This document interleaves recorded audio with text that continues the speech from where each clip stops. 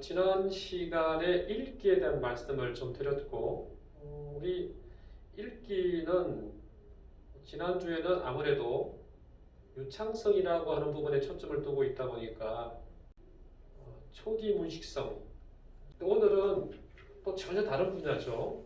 우리 읽기와 듣기가 언어의 이해라고 하는 부분에 관련되어 있는 사고 기능인 반면에 이 쓰기는 또 우리 언어의 표현과 관계가 있죠. 사고의 표현, 언어의 표현. 말하는 것도 표현이고 쓰는 것도 표현이고. 이제 먼저 우리가 질문을 할 수 있는 게 왜 쓰기가 어려운 것인가? 먼저 이런 질문을 합니다, 여러분. 저는 글쓰기가 제일 쉽습니다. 듣고 말하고 읽고 쓰는 것 중에서 그렇게 답하는 분이 많지는 않을 겁니다. 여러분들 중에서 말하는 거예요. 저는 쓰기가 참 좋아요. 제일 좋은데요. 오히려 저는 말하는 게 두려워요. 조금 있을 수 있겠지만은 우리 학생들 이야기를 들어도 그렇고 연구 대부분의 경우를 보면 가장 힘들고 어렵고 고차적인 사고 과정으로 보는 게 바로 쓰기입니다. 왜 그렇습니까, 여러분? 가장 기본적으로 다른 이론적인 내용과 관계없이 쓰기를 자주 하지 않습니다. 쓰기 우리의 일상이 아닌 거죠. 듣고 말하는 건 어떻습니까? 듣는 거는 자연스럽게 들리잖아요. 읽기는 또 어떻습니까? 내가 조금만 노력하면 기본적으로 내가 글자에 대한 디코딩하는 능력만 가지고 있으면 그걸 읽을 수 있잖아요. 내가 관심만 가지고 책을 내 앞으로 가지고 오면 읽을 수 있는데 쓰기의 경우는 좀 다르죠. 교육적인 의도를 가지고 글을 쓰게 하는 상황을 만들지 않으면 스스로 글을 쓰기가 힘듭니다. 더군다나 듣기 말하기 그런 음성 언어 능력과 달리 쓰기 능력은 자연스럽게 발달하는 능력이 아닌 거죠. 물론 읽기도 그런 면이 있지만 읽기보다 쓰기가 더 그런 부분에서 좀 강하죠. 그런 특징이. 그러니까 평소에 우리가 자주 사용하지 않은 언어의 유형, 언어 사용의 유형이고 또 거기다가 상당히 많은 노력을 통해서 배워야 될 지식, 절차, 방법, 전략 그런 게 필요한 거죠. 근데 그렇게 배웠다고 하더라도 실제 이거를 내가 사용해서 얼마나 의미 있는 과정에서도 의미 있고 결과에서도 의미가 있는가 그런 부분도 문제가 되는 거죠. 여러분도 아마 각자 우리가 이제 학생들 가르치는 교사가 되어야 될 길로 즉 하고 있으니까 쓰기라는 부분을 조금은 아주 기본적이고 본질적인 측면에서 한번 생각해 볼 필요는 있습니다. 왜 여러분 그러냐면 저는 국어과와 관련해서 지금 쓰게 된 말씀을 드리지만 쓰기라고 하는 이 교과가 우리가 도구 교과란 말을 하지 않더라도 모든 교과 학습하는 기본이 됩니다. 이 쓰기라는 국어 교과에 한정된 내용으로 보게 되면 쓰기 능력 향상이 상당히 미약해진다고 생각이 들어요. 나는 과학 쪽에, 그중에 생물 쪽에, 음악 쪽에, 작곡 쪽에, 미술 쪽에, 체육 쪽에, 놀이 쪽에, 도덕 쪽에, 인성교육 쪽에 그렇죠? 사회에 대해서 지역사회의 어떤 교육에 대해서 아마 다양한 여러분 또 해당 관심 분야가 있을 거예요. 그런데 학교에서 학생들 교육을 할 때 기본적으로 조금 심화된 활동을 하기 위해서는 쓰는 활동이 꼭 동원이 됩니다. 쓰기 활동. 그러니까 2015 개정교육과정에 와서 그전에도 그랬지만 과학적 글쓰기는 여러분 어떻습니까? 과학적 글쓰기. 내가 연구를 하는데 쓰기가 필요하잖아요. 왜냐하면 내가 연구하는 과정을 기록을 해야 되니까. 우리가 흔히 말하는 글쓰기와 유형이 다를 수 있겠지만 쓰기라고 하는 기본적인 그 형태, 양상은 띄고 있는 거거든요. 그래서 가르치는 교사가 쓰기를 바라보는 그 관점을 잘 갖추고 있다면 학생들의 쓰기 능력뿐만 아니라 쓰기를 통해서 추구하고자 하는 바가 있겠죠. 그런 것을 이루는데 큰 도움이 되지 않겠습니까? 그런 관점으로 생각하시기를 저는 바라는 거죠. 늘 그렇지만 저는 항상 먼저 안내를 드리는 게 교육과정이에요. 교육과정 중에서도 내용 성취 기준을 많이 말씀을 드리죠. 성취 기준은 우리가 실제로 수업을 하는 그 내용과 직접적인 또 관계가 있습니다. 1학년부터 6학년까지 쓰기의 흐름이 어떻게 이루어지고 있는가, 교육과정을 보면은 한눈에 다 볼 수 있죠. 물론 쓰기에 관심이 많은 분이라면 한번 우리 도서관에 가서 자료실에 가서 1학년 1학기 국어 교과서부터 6학년 2학기 국어 교과서를 넘겨보면 아하, 이렇게 쓰기 지도를 하고 있구나, 이렇게 쓰기 지도를 위해서 교과서에 구성했구나, 펼쳐놨구나, 학생들은 이런 활동을 하는구나, 교과서를 통해서. 그리고 옆에는 또 선생님이 계시겠죠, 당연히. 그러니까 또 금방 쉽게 또 파악을 할 수가 있습니다. 초등학교 1, 2학년 연구인데요. 우리가 1, 2학년 연구는 이렇게 이제 묶어서 교육과정을 제시하는데, 교과서를 집필하는 사람은 이 1, 2학년 성취 기준 중에서 해당 내용을 뽑아서 그 해당 학년에 배치를 하는 거예요. 그러니까 여러분 생각에 이런 질문을 할 수 있잖아요. 어느 게 1학년에서 가르치고 어느 게 2학년 가르칩니까? 근데 여러분 10년 전으로 한번 되돌아가 보세요. 무슨 말이냐면 이렇게 1, 2학년군으로 통합되기 전, 통합되기 이전에는 어땠을까요? 교육과정이. 그때는 1학년 교육과정이 따로 있었습니다. 2학년이 따로 있었죠. 그러면 조금 관심을 가지게 되면 이렇게 1, 2학년, 3, 4학년군이 되기 이전 교육과정을 살펴보면 쓰기 교육과정이 또 있었잖아요. 그죠? 그전에는 또 듣기, 말하기도 분리가 되어 있었으니까 듣기, 말하기, 읽기, 쓰기. 그렇게 놓고 보면 1, 2학년군으로 통합되기 이전에 교육과정을 들여다보면 유사성이 있는 거죠. 이런 내용을 1학년 때 가르쳤었구나.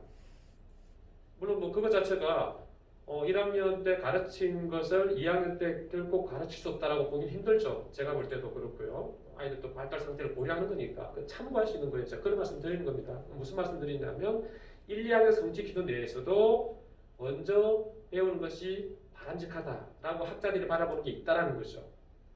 이런 내용들은 어디서 우리가 확인할 수 있냐면 교사용 지도서를 보면 확인할 수가 있어요. 왜냐하면 교사용 지도서는 교사가 성취 기준을 어떻게 가르칠 것인가에 대한 내용을 교과서와 함께 아주 구체적으로 안내를 해주고 있으니까요. 그런데 여러분, 글자 바르게 쓰기잖아요. 오늘 제가 드리는 말씀은 글자 바르게 쓰기하고는 관계가 없다고 하는 게 좋을 것 같아요. 1, 2학년 글에서 나오는 게 여러분, 자신의 생각을 문장으로 표현하게 해요. 여러분도 그렇게 생각할 거라고 저는 믿는데요. 쓰기의 핵심이 뭘까? 보통 우리가 아주 많이 쓰는 용어로 내용과 형식, 그런 내용과 그런 형식이란 말을 이전부터 많이 해왔잖아요. 뭐 구조적 이런 용어를 쓰지 않더라도. 근데 그 내용을 여러분 생각해보세요. 내용을 여러분 생각해 보세요. 그런 내용에서 글을 우리가 가르치니까 내용에서 내용과 형식이 있다는 거지. 예를 들었을 때 이 내용이 과연 뭘까요? 내용이 여기 보니까 여러분 자신의 생각을 문장으로 표현하기로 되어 있잖아요. 문장이라는 방식을 아마 형식이라는 내용과 관계가 있다 그러면 제가 생각했을 때는 이 내용이라는 이런 측면을 바라보면은 여기서 말하는 자신의 생각,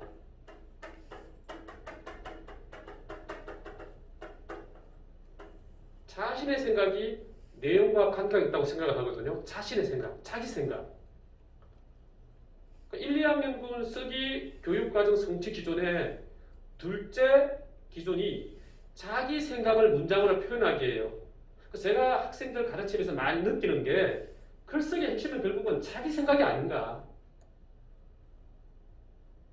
저는 좋은 글의 기준도 자기 생각이라고 생각합니다. 여러분이 쓰는 보고서나 논문도 그렇고 자기 생각이 중요하다고 생각해요. 근데 그런 자기 생각을 표현하는 과정에서 분명히 어떤 형식적인 부분이 필요할 겁니다. 그건 우리가 부정할 수 없는 거죠. 근데 여기서 이제 자기 생각인데 이 자신의 생각을 학생들이 얼마나 자기가 알고 있는 배경 지식의 범위 내에서 이해하느냐가 중요한 거거든요. 우리 1학년 아이들 여러분 글을 봤으면 느끼시겠지만 1학년 아이들은 전반적으로 구체적인 내용을 가지고 진술할 것 같죠? 그렇잖아요. 그런 글이 좋은 글인데 구체적으로. 그런데 전반적으로 우리 아이들 1학년 아이들 같은 경우에는 추상적인 용어로 진술하는 경우가 많아요. 근데 고학년은 어떻습니까, 여러분? 여러분은 어떻습니까? 아마 여러분도 쓰는 목적에 따라 다를 거예요. 어떤 경우에는 아주 많은 것을 압축하고 축약하기 위해서 추상적인 문장 내용을 구성하는 경우도 있을 것이고, 그런 다음에 구체적인 예를 드는 경우도 있을 거예요. 여러분은 추상과 구체를 같은 걸 내서 함께 사용하는 경우도 있을 겁니다. 그래서 초등학교 학생들 글을 보면 추상화 구체화의 단계도 달라진다는 걸 알 수가 있어요. 그래서 그 학생들한테 너 생각이 참 중요한데, 야, 이런 생각을 했구나. 야, 정말 좋은 글인데, 야, 정말 선생님 이거 읽고 감동받았는데, 그런 거 칭찬이 중요한 거죠. 그럼 학생들이 느끼는 거죠. 아, 글쓰기에서 내 생각이 중요한 거구나.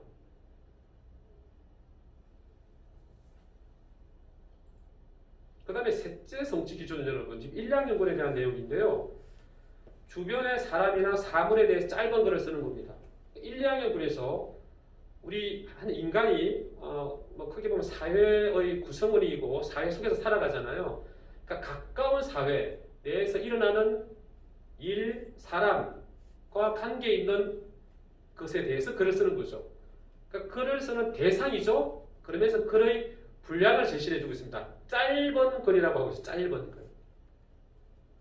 그러니까 1, 2학년 수준에서 여러분 한 문단 이상의 글을 쓸 수 있다고 보는 거예요. 한 문단 이상의 글. 왜냐하면 문장은 이미 나왔잖아요. 그죠? 주변의 사람이나 사물,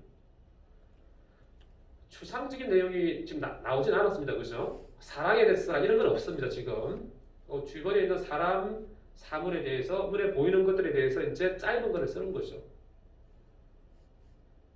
그 다음에 나오는 거는, 자, 여러분, 내용과 형식이라는 말을 아주 쉽게 말씀을 드렸는데, 이 내용이 자신의 생각이라고 했잖아요. 자, 그러면 자신의 생각을 이제는 조금 더 예를 구체적으로 좀 제시를 하고 있습니다.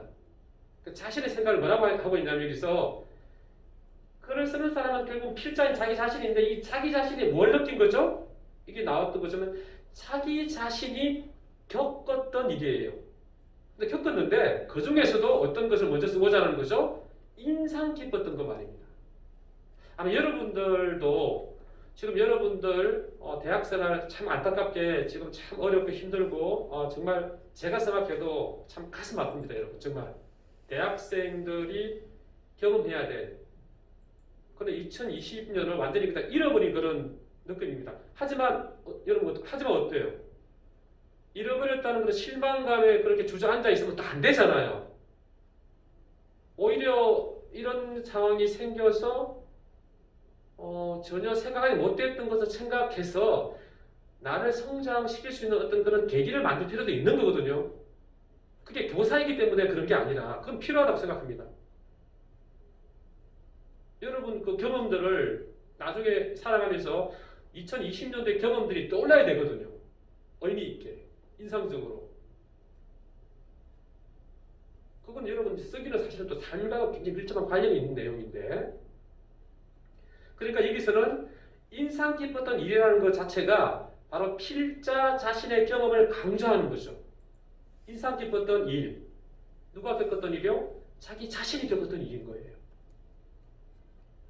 물론 뭐 보거나 듣는 것도 겪었던 일 중에 일부지만 그래도 남들이 하는 것을 보고 느낀 것보다는 내가 직접 하고 내가 직접 겪은 일, 그에 대한 나의 생각과 느낌, 인상적인 어떤 그런 내용들, 그런 부분을 일량인군에서 관심을 가지는 거죠. 조금 더 여러분 자세하게 나왔잖아요. 자신의 생각에서 겪었던 일, 인상적인 일에 대한 생각과 느낌으로 아주 좀 더 구체화되었죠. 물론 생각과 느낌이라는 말도 한편으로 보면 추상적인 말이긴 한데요. 그래도 이번에 초등학교 수준에서는 생각과 느낌이라는 게 계속 이제 나옵니다. 여러분. 좀 달라지면 의견이라는 말이 나올 것이고요. 마지막은 보통 우리 그 교육과정 성취기준 국어과에서 마지막은 주로 태도와 관련되는 부분이 있고요. 1학년들을 이번에 제가 만나면서 좀 울컥하는 느낌은 눈이 동글동글 해가지고 막 배우려고 하는 그 자세, 쓰기도 막 쓰고 싶어가지고 선생님 다 쓰고 싶어요. 쓰는 것 자체가 사실 쉬운 일이 아니잖아요. 그죠? 많이 안 써봐서 그런 것 같기도 하고 이렇게 쓰기 흐름을 보는 거죠, 여러분. 그죠? 1, 2학년은 선생님 그렇게 힘든 게 아니군요. 뭐 1, 2학년에서는 그냥 그런 정도 쓰기를 하는군요. 3, 4학년은 어떻습니까, 여러분? 지식을 함께 배우면서 글쓰기를 가르치게 되는데 저는 이제 당연히 저도 뭐 교육과정은 당연히 저는 존중합니다. 근데 이제 교과서의 형식을 보면 글쓰기를 하는데 여기서는 구체적으로 어떤 지식적인 면에서의 어떤 전략이라고 볼 수 있는데요. 중심 문장, 뒷받침 문장이라는 말을 쓰거든요. 여러분 머릿속에 떠오르는 게 없습니까? 이런 식으로 가르치는 거죠. 그러니까 이게 어떤 의미냐면 한편으로 보면 아까 말씀드린 것처럼 형식과 관계 있는 거예요. 이거는 내용을 표현하기 위한 중요한 전략으로 보는 거죠. 나의 표현 전략으로 볼 수 있는 거예요. 한 문단을 쓰는데 3, 4년이니까 문단을 쓸 때는 어떻게 하느냐를 가르쳐 주는 거예요. 예를 들어서 여러분 문단이라는 거는 사실은 제가 볼 때는 이렇게 문단이라는 이런 개념이 먼저 나오면 참 좋은데 이거 이제 가르치면서 되겠죠. 왜 문단이 존재하는지. 왜냐하면 여러분 한 문단이거나 이게 한 문단이라고 생각해봐요. 여러분 한 문단이에요. 한 문단으로 끝나는 거는 그냥 글이 하나죠. 아까처럼 1학년 때 2학년 때 배웠던 것처럼 짧은 글로 끝나는 거예요. 근데 여기서 문단이 나온다는 이야기는 또 다른 문단이 있을 수 있다는 가정을 두는 거잖아요. 그 문단이 2개, 3개가 된단 말이죠. 그럼 문단이 왜 2개, 3개로 늘어날까를 생각해 보는 거죠. 왜 그럴까요, 여러분? 1, 2학년과 달리 3, 4학년은 사고가 확장되는 생각이 넓어지고 깊어지겠죠? 그러면 자기가 가지는 그런 생각과 느낌, 그 의견을 표현할 때 표현할 수 있는 그런 범주도 훨씬 넓어지지 않겠습니까? 내용에 대해서. 그 양도 늘어나겠죠. 할 말이 많아지는 거죠. 또 그러다 보니까 문단이 필요한 거예요. 자, 그런데 문단은 필요한데 조금 더 우리가 그 이면을 봐야 될 게 뭐냐면 이게 바로 지금 나와서 그런데 섬세하게 바로 중심 문장, 뒷받침 문장, 그 다음에 문단이 아니라 글 자체 여러분, 글 자체를 생각해 봐야 돼요. 글 자체. 글이 무엇인지. 그러니까 제가 참 안타까운 게 3학년, 4학년 교과서를 통해서 글을 지도할 때 글이 무엇인지, 왜 쓰기를 하는지, 쓰기가 왜 중요한지, 필자의 의도와 목적이 무엇인지에 대한 그런 생각 없이 가장 먼저 나오는 게 뭐냐면은 중심 문장, 뒷받침 문장이 먼저 나오는 거예요. 그러면 우리는 교과서에서 제시해 준 대로 한 편의 글이 아니라 한 문단의 글을 쓸 때 여러분 일단은 먼저 여러분 어떻게 하겠습니까? 쓰기를 하더라도 읽기처럼 문단을 읽은 다음에 여러분 이게 문단이거든요. 첫째 문장은 어떻게 진술했죠? 네. 첫째 문장이 중심 문장이군요. 그럼 그 다음에 나오는 문장들은 다 뒷받침하고 있군요. 그렇게 배운 다음에 이제 글을 쓰겠죠. 그래서 읽기와 쓰기가 통합돼서 이루어지고 있는데요. 그런데 더 근본적으로 왜 이런 문단이 필요한지를 생각해 보면 상황이 좀 달라집니다. 왜냐하면 세 문단으로 이루어져 있는 글을 쓸 경우에 이 문단은요, 결국은 여러분 중심 생각이라고 하는 우리가 투제라고 하죠. 중심 생각을 표현하기 위한 그런 덩어리들이잖아요. 그러니까 중요한 건 뭐냐면 문단 자체에 있는 중심 문장과 뒷받침 문장이 중요한 게 아니라 이 중심 생각이 중요한 거거든요. 그래서 중심 생각에 대한 이야기를 함께 공유한 다음에 다시 그 문단의 중심 문장과 뒷받침 문장을 생각하면 상황이 좀 달라지는데 바로 들어가니까 학생들은 어떻게 생각하냐면 내가 참 알지도 못하는 지식을 배워야 된다는 생각을 하게 되는 거예요. 그러니까 쓰기가 더 어려워지고 힘들어질 수 있는 거죠. 그것보다는 중심 문장, 뒷받침 문장에 대한 개념을 나중에 학습을 하게 하더라도 일단 글이 뭔가 그런 결국 내가 하고 싶은 말을 글로 표현하는 거다. 그 하고 싶은 말이 뭘까? 주제고 중심 생각이다. 그런데 주제와 중심을 표현해야 되는데 한 문단이 아니라 세 문단을 해야 되네. 그럼 어떻게 해야 되지? 이제 엄청 고민이 생기는 거죠. 그러면은 덩어리를 세 개를 해야 되는데 한 문단을 쓸 때는 그냥 하고 싶은 말을 다 쓰면 되는데 세 문단을 쓸 때 어떻게 해야 될까? 그래서 배분이 필요한 거죠. 비유예요, 비유. 그래서 보통 이런 비유도 하잖아요. 처음, 중간, 끝, 물고기의 이쪽 부분, 이런 부분, 세 문단이 있을 경우, 이건 아주 예를 드는 겁니다, 여러분. 반드시 이렇다는 게 아니에요.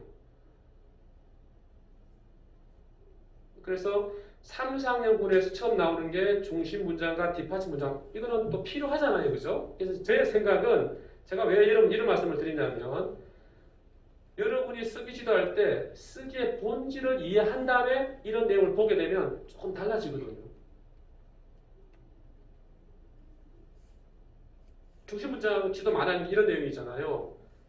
걔는 참 충성스러운 동물입니다. 중심 문장이에요. 그래서 뒷받침 문장 어떤 내용이 오겠어요? 걔는 주인을 보면 짖지 않습니다. 따라오지 않겠어요? 걔는 주인을 공격하는 다른 동물과 다른 사람과 목숨을 걸고 싸웁니다. 그런 내용을 쓸 수 있겠죠. 뒷받침 문장이라고 보는 거죠. 근데 그렇게 하다 보니까 우리 학생들 어떤 상황이 되냐면 뒷받침 문장과 중심 문장에 대한 지식 학습에 대한 부담을 가지게 되는 거예요.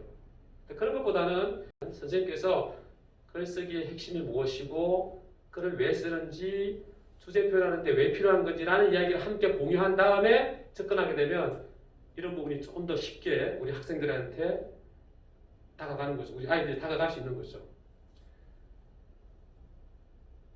그래서 문단에 대한 개념이 사실 필요한데요. 문단이 왜 필요한지 나와야 되는데 지금 바로 들어간 겁니다.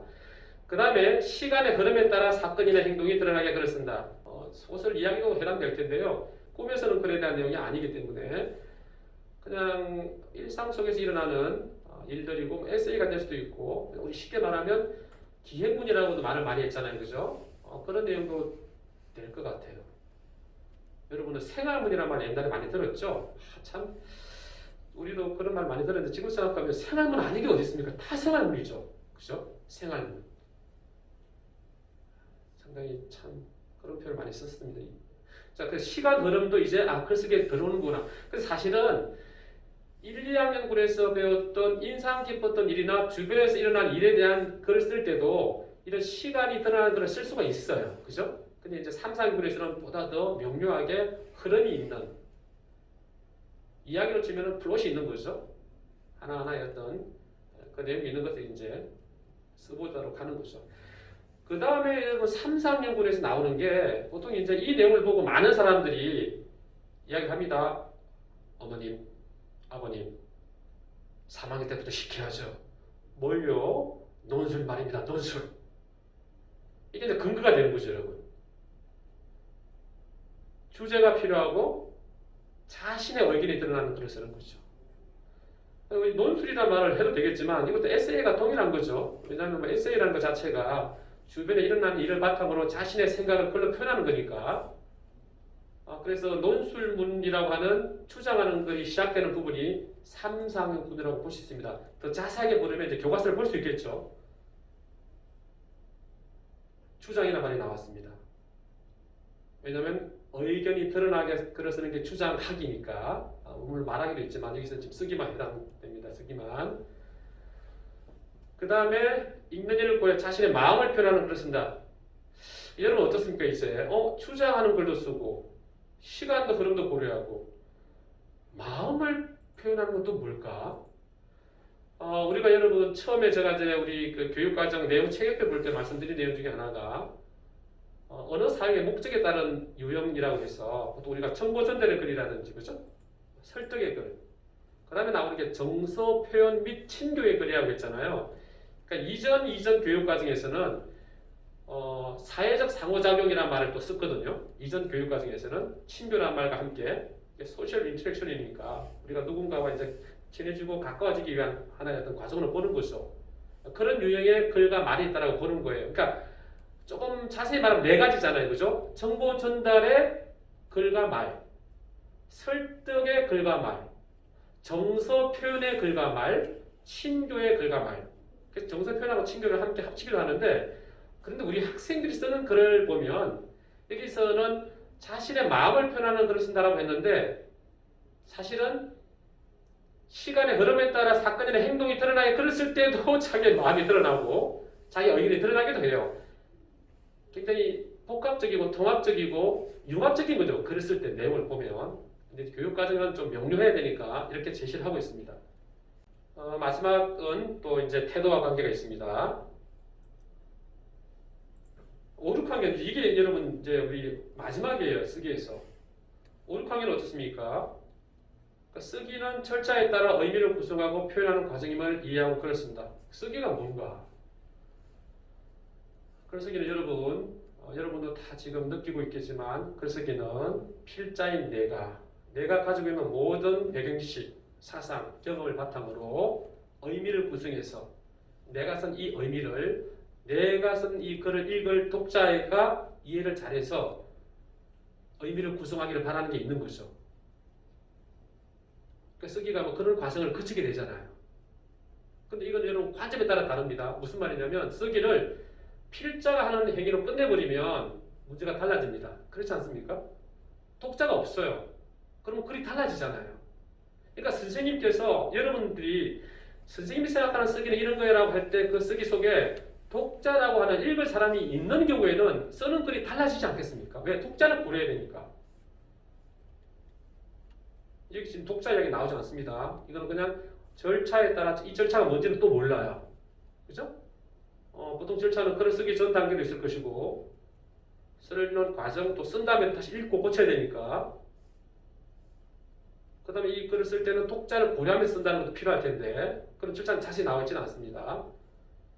그래서 쓰기가 무엇인지를 5, 6학년군에서 이해하도록 되어 있는 거죠. 상당히 중요한 지식이잖아요. 그죠? 1, 2학년 때 가르치지 말라가 아니라 1, 2학년 때는 자연스럽게 글을 쓰면서 느끼게 하는 건데 구체적으로 지식으로 지금 가르치고 있습니다.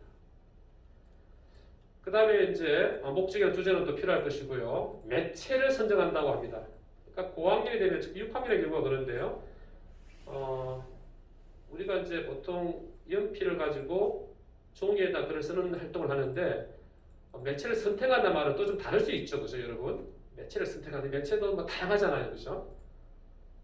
가장 대표적인 부분이 여러분 우리가 흔히 쓰는 그런 일반적인 에세이 쓰기가 아니라 프레젠테이션이라고 하죠. 그래서 자기의 생각을 간단하게 정리할 수도 있잖아요.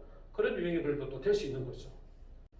그 다음에 목적이나 대상에 따라 알맞은 형식과 자료를 사용하여 설명하는 글을 쓴다. 그러니까 여러분 설명하는 글을 쓴다. 조금 더 고학년으로 본 거죠. 자기의 마음, 정서를 표현하는 그런 글보다는 어떤 대상에 대해서 설명하는 글을 더 고학년에서 배우고 있는 거예요. 설명하는 글. 설명하는 글들 여러분 우리가 보통 뭐 어떤 게 있을까요? 대표적으로 좀 명료하진 않지만은 사전에 나와 있는 내용들이 대부분 그렇고요. 설명서 같은 것들도 그렇고요. 백과사전 같은 거 요리하는 방법들 말이죠, 여러분. 다 설명하는 글입니다. 정보를 전달하는 거죠. 요리하는 방법들에 대한 내용들. 요즘에는 그런데 저도 뭐 아직까지 머릿속에 조금은 틀에 짜여진 그런 글을 좀 많이 떠올리는데 요즘에는 모든 게 다 융합적인 어떤 그런 텍스트로 많이 구성이 되니까 글과 그림 또는 표 그래서 뭐 좀 다르죠 많이 그죠? 이전하고 많이 다릅니다. 그 다음에 또 나옵니다 여러분 3, 4학년에서도 나왔지만 근거와 표현을 사용해서 주장하는 글을 쓰도록 되어 있습니다. 그래서 이런 말을 바꿔서 뭐라고 하냐면 본격적인 논술부 쓰기가 5, 6학년이에요. 이렇게 말을 하는 것이죠. 또 누군가는. 그런 주장을 할 수 있겠죠, 여러분? 5, 6학년에서 주장하는 걸 쓰는 거구나. 그 다음에 체험한 일에 대한 감상이 드러나게 자기의 생각과 느낌이 드러나게 글을 쓰는 거죠. 5번 같은 경우에는 체험한 일에 대한 감상이 드러나게 그래서 이거는 여러분 어때요? 1, 2학년에 계속 나온 거죠? 조금 다르지만 용어가 좀 다르죠. 자기가 겪었던 일을 글로 쓰는 거죠. 독자 존중, 배려. 그런 태도를 지닌다. 이게 여러분 쓰기 성취 기준이에요. 여러분 어떻습니까? 그렇죠. 초등학교 쓰기에 대한 큰 흐름이 이제 오죠. 제가 생각하는 것은 이렇게 교육 과정을 먼저 보고 접근하면 훨씬 더 나아지는 거예요. 아마 여러분 중에서 과학 쪽에 관심 있는 분이 계시다면 과학 수업을 계속 하시면 저는 국어 시간에 쓰기를 하지 않더라도 과학 시간에 일어난 내용을 글로 잘 한 달에 한 편만이라도 하게 되면 제가 볼 때 훨씬 좋아진다고 생각합니다. 아마 여러분 중에서는 또 아니 그렇게 하면 진도가 문제가 없죠. 담임쌤의 교육 과정의 재량권입니다. 그게 왜? 중요한 거는 우리 학생에게 바로 이런 쓰기 성취 기준을 통과해서 도달해서 우리 학생이 이런 능력을 실천하게 해주는 게 중요한 거거든요. 그러니까 교과서 진도 이거는 그걸 우리가 진짜 탈피하지 못한 것은 진짜 심각한 거죠. 옳지 않은 거죠. 진도란 말은 정말 우리가 학부모님들이 그런 내용을 가지고 항의하고 그런 부분은 아니라고 생각합니다. 그런데 이제 이런 상황이 되겠죠. 교과서도 전혀 활동을 하지 않았는데 아이들 글쓰기 능력이 없다라고 하면 그거는 문제가 되겠죠, 당연히. 그렇게 뭐 해서는 안 되겠지만 왜 우리는 1학년부터 6학년까지 글쓰기를 지도하는데 초등학교를 졸업할 그 시점에 우리 학생들의 글쓰기를 봤을 때 만족할 만한 글을 쓰는 학생들의 수가 많지 않을까 그런 이야기를 합니다.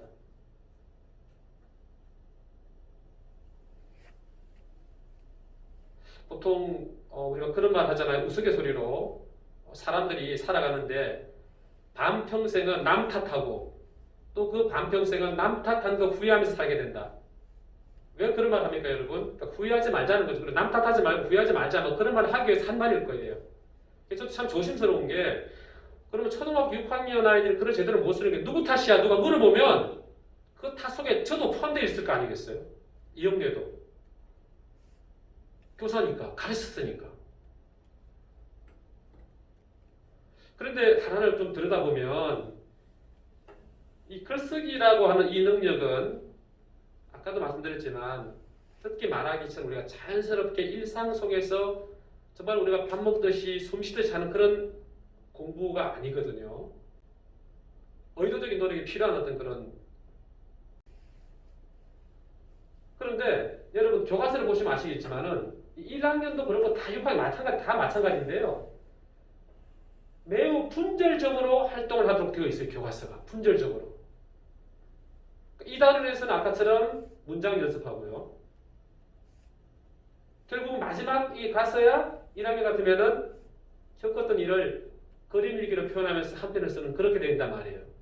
그러니까 이론적으로 보면은 이런 걸 하고 이렇게 해서 하니까 마지막에 그라멜 잘 쓰겠다라고 하고 있지만은 이 사이사이에 얼마나 큰 탄들이 생깁니까? 텅텅 비어 있잖아요. 이렇게 처치를 해주면 지도하면은 이게 단원을 말씀드리는 거예요. 단원을. 쓰기 역량이 쉽게 발전하기가 힘든 거죠. 자, 이걸 보완하기 위해서 선생님들이 어떤 활동을 하십니까, 여러분? 일기 쓰기와 같이 선생님께서 지속적으로 글쓰기를 하도록 합니다. 의미 있죠. 가치가 있죠. 근데 여기서 어떤 일이 생기겠습니까, 여러분? 학생들이 쓰기에 지치게 되는 경험을 하게 되는 거예요. 여러분 주의를 해야 될 게 뭐냐면 여러분의 그 신념과 철학에 따라서 이루어지겠지만 저도 그런 부분을 반성을 하죠. 일주일에 꼭 한 편 써야 돼. 또는 이틀에 한 편 써야 돼. 일기를. 그런 관점 말이에요. 지금 저도 많이 바뀌었어요. 지금은 한 달에 한 편 써도 되겠다는 그런 입장이에요. 한 달에 한 편.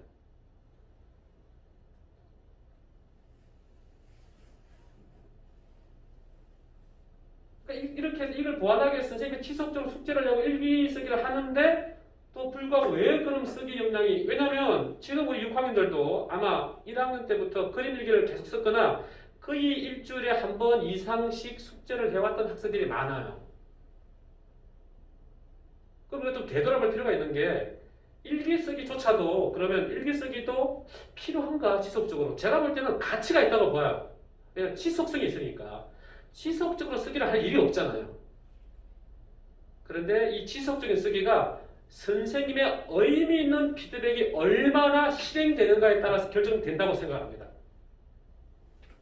선생님께서 학생들한테 지속적으로 글쓰기를 하는 건 좋지만 그런 글쓰기가 선생님을 통해서 의미 있게 피드백이 되지 않으면 왜냐하면 부모님이 해줄 수 있는 일이 아닙니다. 이건 분명히. 숙제를 선생님이 되는데 부모님, 아버지가 어머니가 어떻게 뭘 피드백 해주시겠어요? 숙제를 낸 의도는 교사가 가지고 있는 건데. 그러니까 숙제 한 번 내면 안 되는 거죠, 여러분. 특히 이 글쓰기나 이런 내용들은 진지하게 반성을 해보는 겁니다, 여러분. 일기 쓰기보다는 학생들과 그냥 좀 정말 글이 무엇인지 고민하고 이야기를 나누다가 일상적인 어떤 그런 자기의 특히 1, 2학년 같은 일상적인 어떤 그런 삶에 대한 글쓰기 쪽으로 자연스럽게 흘러가길 바라는 거죠. 그래서 저는 일기 쓰기는 반대하는 입장이에요. 그 부분은 가능하다고 보는데 더군다나 일기 쓰기는 또 우리가 생각하는 글쓰기는 독자가 필요한, 독자가 있는 글쓰기여야 되는데 일기 쓰기는 독자가 자기 자신이란 말이죠. 아마 많은 분들은 이용 교수는 그렇게 말씀하시지만 학교에서 일기 쓰기는요 교육적으로 하는 거잖아요. 그게 우리 삶과 실제 교육이 달라서는 안 되는 거 아니겠어요? 우리가 보통 말하는 일기 쓰기라는 것은 내가 겪었던, 왜냐하면 1, 2학년 우리 교육 과정을 보면 내가 인상 깊게 느꼈던 것, 내가 겪었던 일이기 때문에 일기라는 것 자체가 지금 부당한 건 아니거든요. 근데 그 일기란 말을 빼고 그냥 글을 쓰는 거죠. 그냥 글을 쓰는 거예요. 그냥 내가 인상 깊었던 일, 내가 겪었던 일, 내가 감동받았던 일, 그런 글에 대한 나의 생각과 느낌을 글로 쓰면 되잖아요. 일기란 말 하지 않더라도. 물론 여러분 지금 1, 2학년분에 아까 우리 쓰기 맞죠? 일기란 말 나옵니까? 안 나오잖아요. 근데 선생님들 머릿속에, 부모님 머릿속에 일기가 자리 잡는 거예요. 꾸준히 쓰도록 해야 되니까. 매일 써야 돼, 매일 써야 돼, 매일 써야 쓰기가 느는 거야. 좋아요. 저는 그 말은 상당히 타당성이 있다고 보여지지만 매일 써야 느는데 피드백이 일단 없고 그 다음에 매일 쓰다가 아이들 지치는 거죠. 글쓰기를 멀리하게 되는 거예요. 재미가 없어지는 거죠. 흥미를 잃게 되는 거예요. 어떻게 할 거예요? 저는 그게 큰 원인이라고 생각한다는 거예요. 참 중요한데, 이 글쓰기 참 중요한데 왜 이렇게 글쓰기를 이렇게 만들었을까? 스스로 저는 반성을 해야 되는 거죠. 여러분 이런 생각을 좀 하길 바랍니다. 큰 흐름을 우리가 파악을 했는데요. 한결에 기고한 글입니다. 우리 학생들한테 보여준 건 아닌데 여러분 한번 생각해 보세요. 이게 저는 지금 1학년도 지도하고 6학년도 지도하고 있는데 6학년 학생들하고 일종의 약속 같은 거죠. 여러분이 6학년이 되어서 글 쓰는 어떤 그런 능력, 힘을 잘 갖추고 졸업하길 바란다. 선생님은. 그래서 여러분의 쓰기를 한번 보고 싶다. 먼저. 그래서 제가 제일 먼저 주제를 그냥 학생들한테 많이 주제. 칠판에다가 지금 나에게 가장 소중한 것은 무엇인가요? 이런 주제를 칠판에다 쓰고는 선생님은 아무 이야기 하지 않겠다. 글을 써봐라. 이렇게 이야기했습니다. 그랬더니 학생들이 뭐 그냥 따다다다다다다다 하면서 글을 쓰기 시작하잖아요. 시간은 30분이 채 못 되었습니다. 25분 정도밖에 안 됐어요. 글 쓰는 거죠. 한 반에 24명, 25명, 26명이 글을 씁니다. 6학년은 그렇게 글을 쓸 수는 있잖아요. 뭐 그게 그 글이 뭐 온전한 어떤 뭐라 그럴까요? 어떤 내용과 형식을 잘 담고 있는 주제가 잘 드러나는 글은 아니더라도 또 자기 생각을 표현하는 또 역량이 있으니까 뭐 기본적으로 있죠. 또 1학년은 좀 다르죠. 1학년은 훨씬 더 많은 시간이 필요할 텐데. 근데 그거를 제가 이제 읽기 시작한 거예요. 본 거죠. 근데 실망스러운 거죠.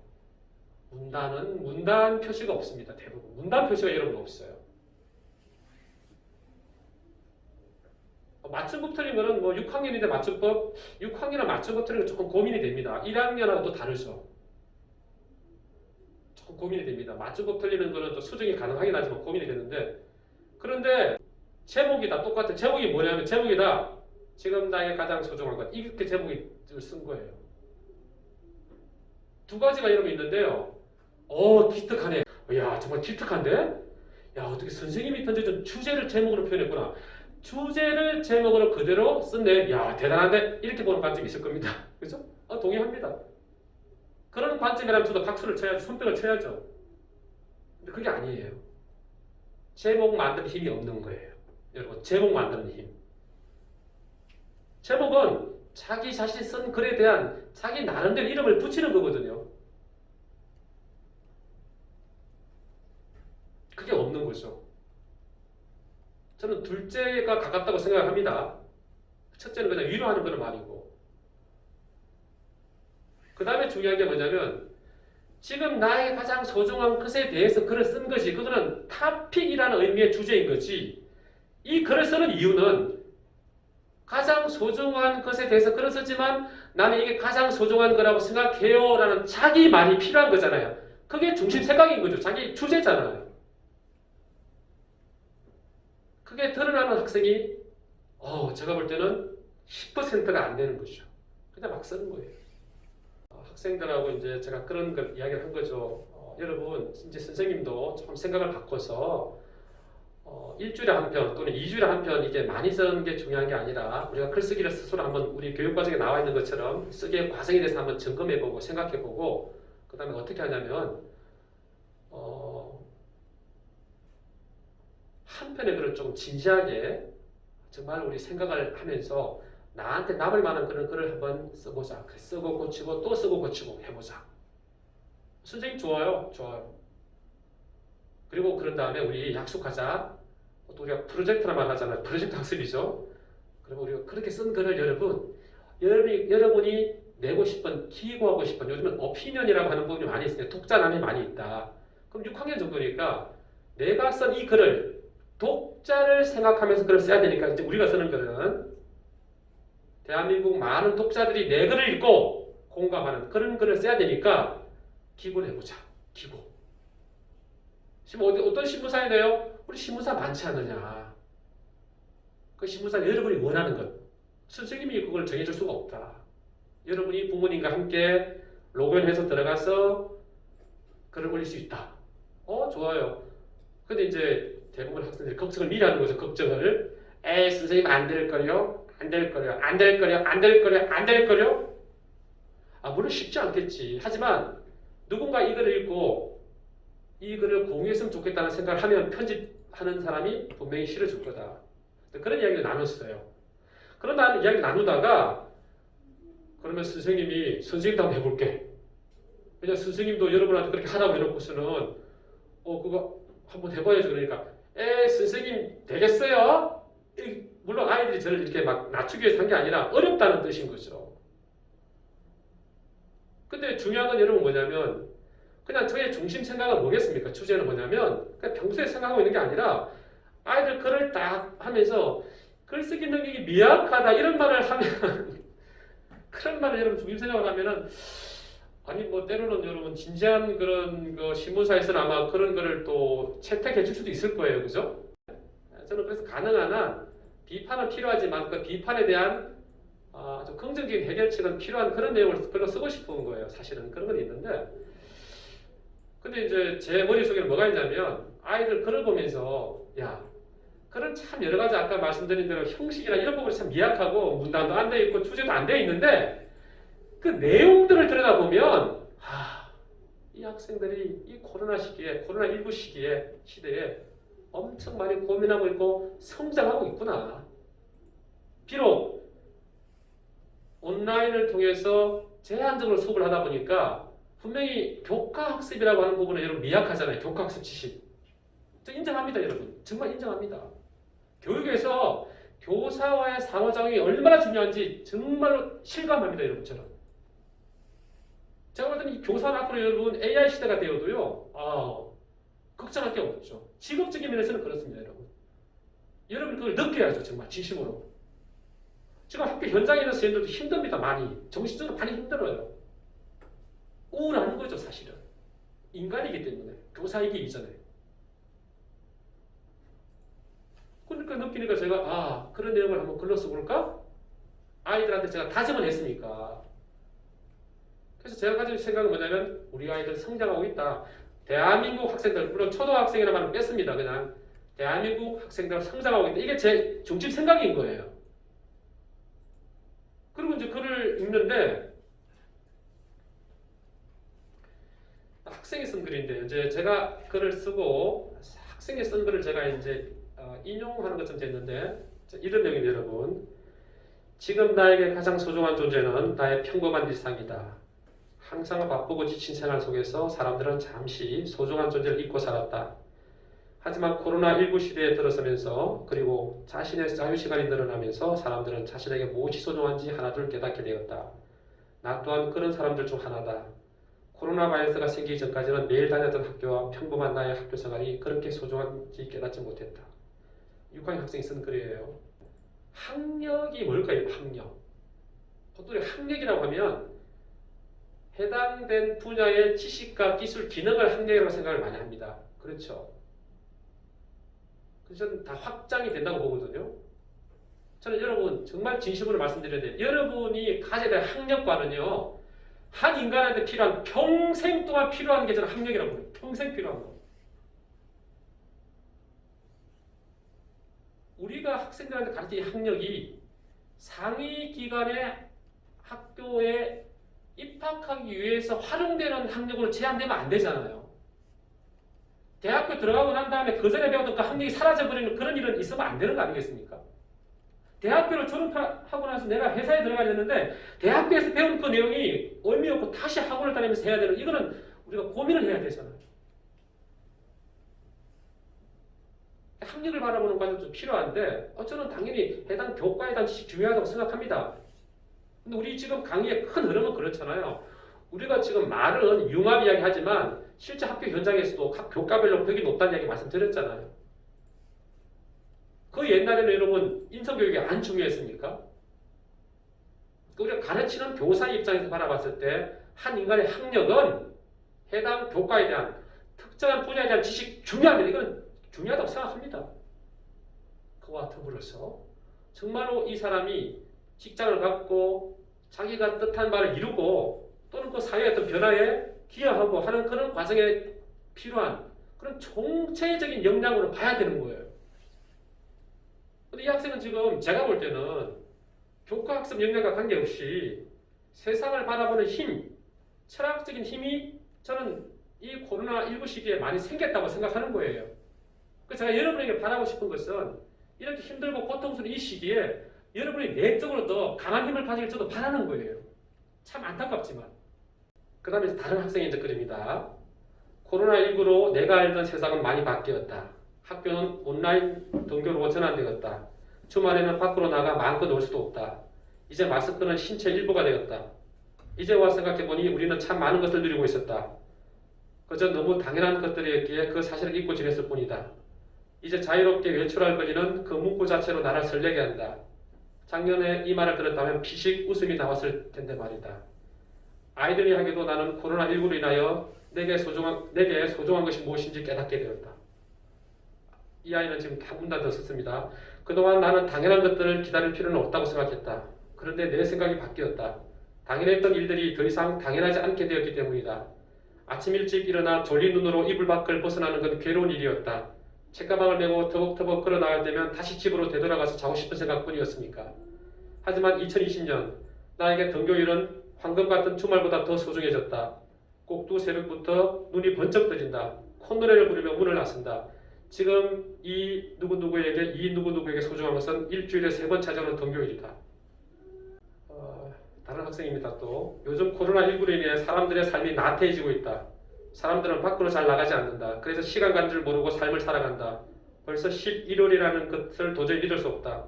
학교에 몇 번 가지도 않고 집에서 온라인 수업을 하고 잠시 쉬면 오후 2시다. 코로나19로 인해 시간이 2배 빨라진 기분이다. 코로나19 시대에도 시간은 역시 귀하고 소중하다.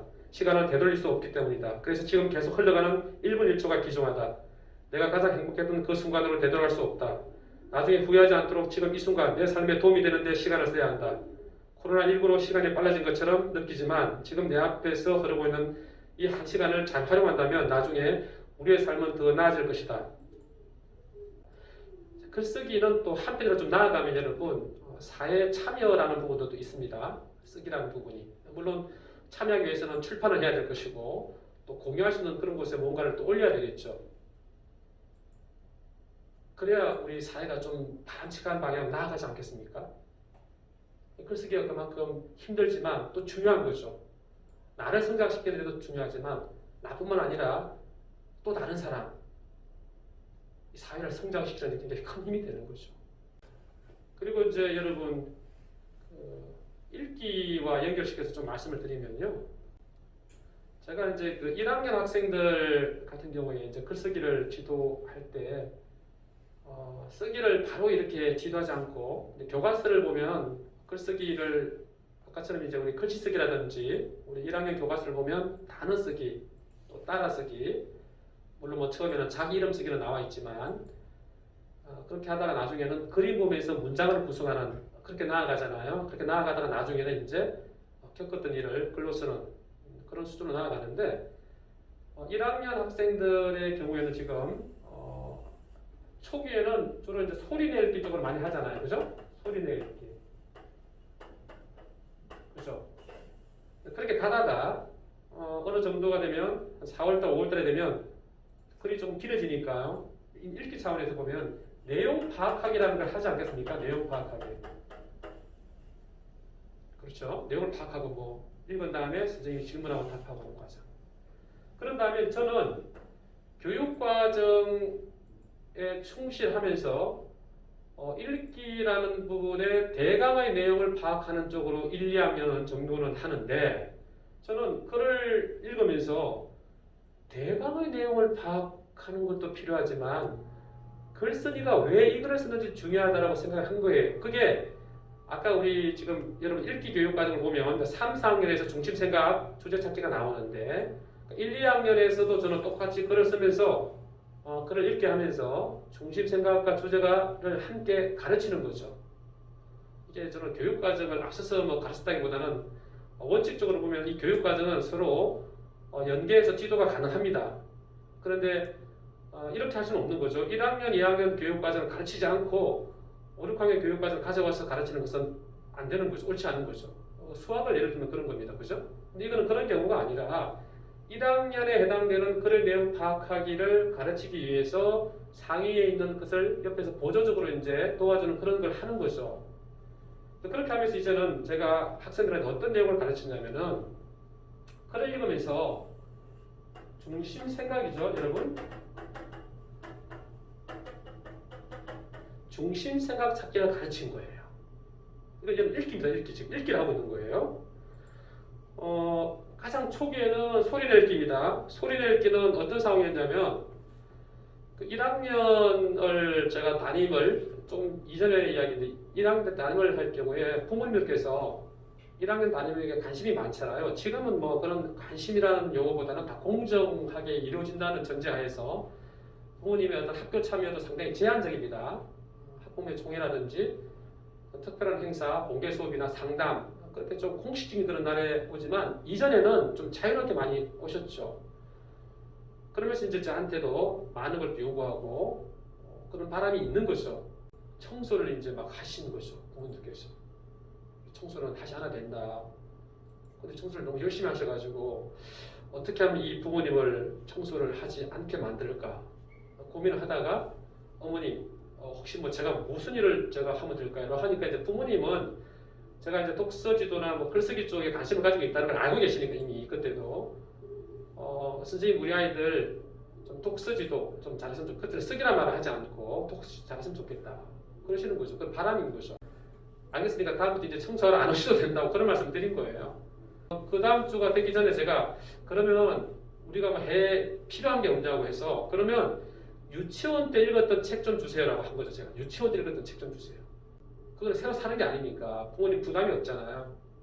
대부분 또 버리는 경우도 많은데 그래서 이제 그런 말씀을 드렸더니 오늘 아침에 학교에 와보니까 책이 한 300권이 꽂혀 있는 거예요. 책꽂이에. 이분들이 책꽂이도 만들어주고 책도 만드는 거죠. 근데 그 책들이 어떤 책들이냐면 그림 많고 글 조금인 그런 책이에요. 그러니까 그 책이 왜 소중하냐면 바로 그게 교과서가 되는 거예요, 여러분. 어떤 활동을 했겠습니까, 제가? 소리 내읽기 활동을 한 거예요. 소리 내읽기 활동을 어떻게 했을까요, 여러분? 1년 동안 한 거예요, 1년 동안. 12월달. 1년 동안 한 거예요. 여러분, 국어 1학년 교과서 보셨잖아요. 소리 내읽기 중요하다고 말씀드렸잖아요. 유창성 이야기를 했지만, 자동화 단계 만들기 위해서. 아침에 오면 아이들이 책 한 권을 골라가지고 자리에 앉아가지고 이야기하는 거예요. 그럼 또 어느 날 제가 읽어주기도 하고, 제가 읽기도 하고, 어느 날 또 다른 학생이 일어나서 읽게 하기도 하고. 미약한 학생이 있죠, 물론. 미약한 학생은 앞에 나오게 해서 제가 읽어주기도 하고, 같이 읽기도 하고. 그렇게 아침 또는 수업 시간에 이용해서 계속 하는 거예요.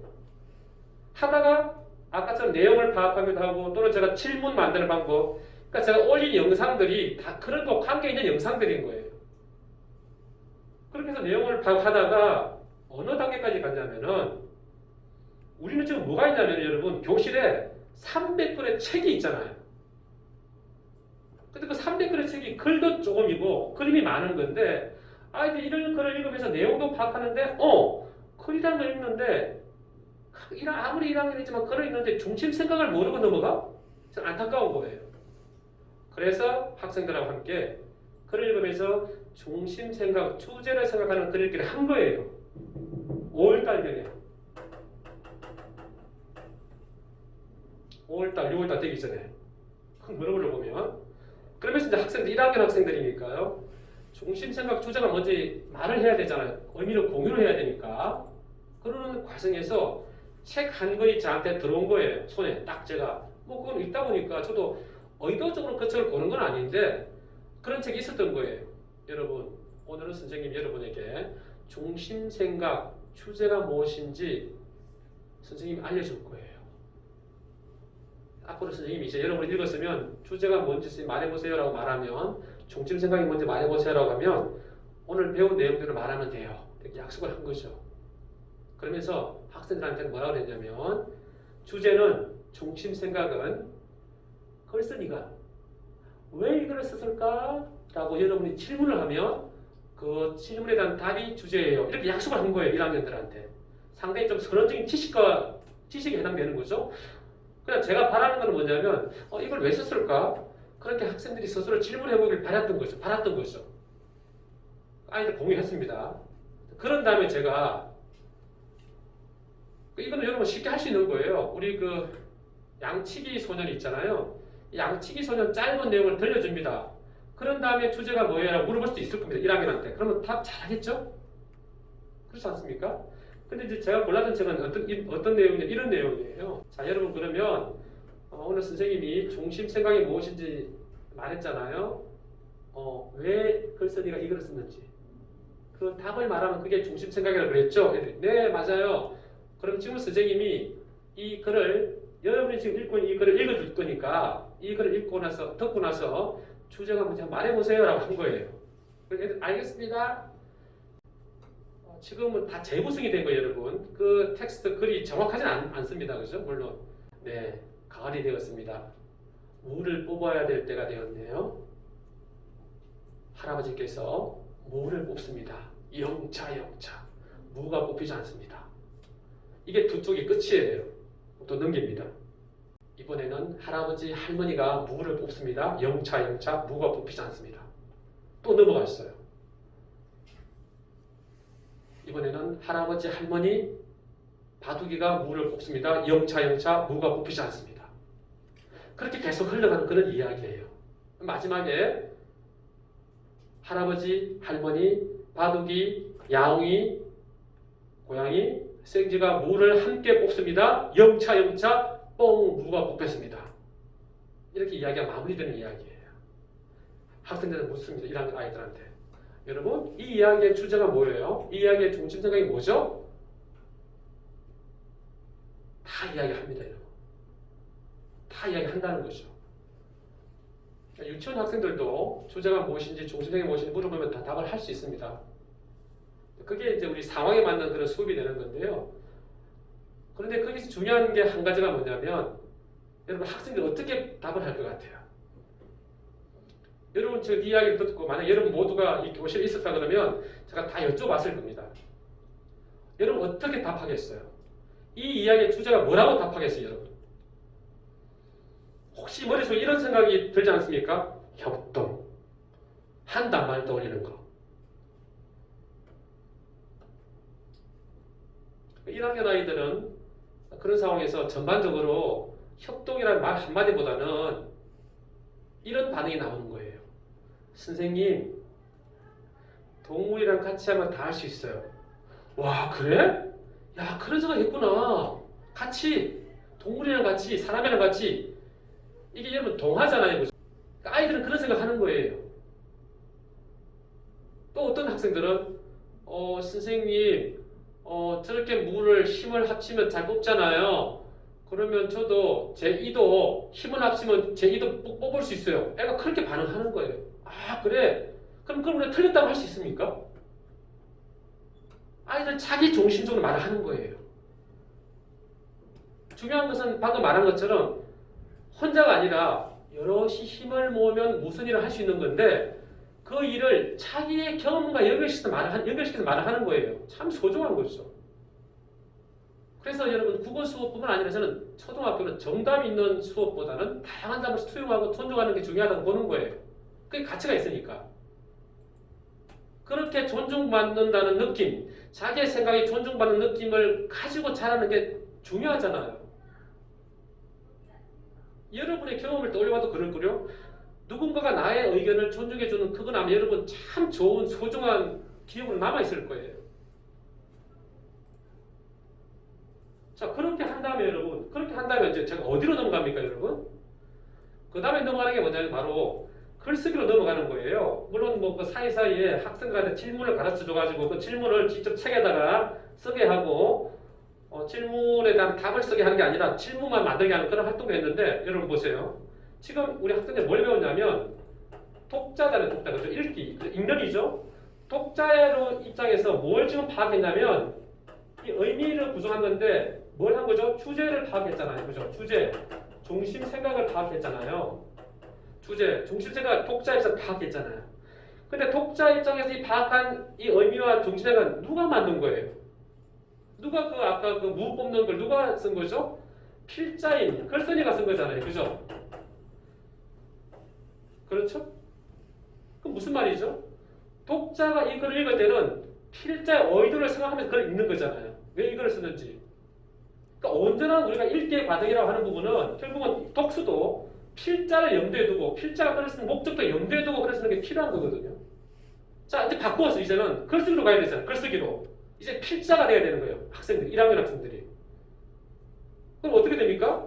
뭐가 필요한 거죠? 내가 이렇게 쓸 글을 누구에게? 독자를 염두에 두고 글을 써야 된다는 거예요. 일기가 이렇게 미약해지는 거예요. 일기 쓰기는 힘을 발휘할 수가 없는 거예요. 독자가 필요한 글이니까.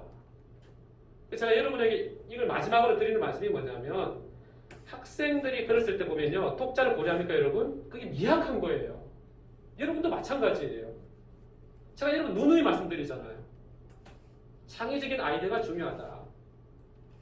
그게 좀 중요하다고 생각하고 여러분이 조금만 창의적인 아이디어를 갖게 되면 나중에 여러분이 1년, 2년, 10년, 20년 지나면 대한민국이 어떻게 될지 모르잖아요.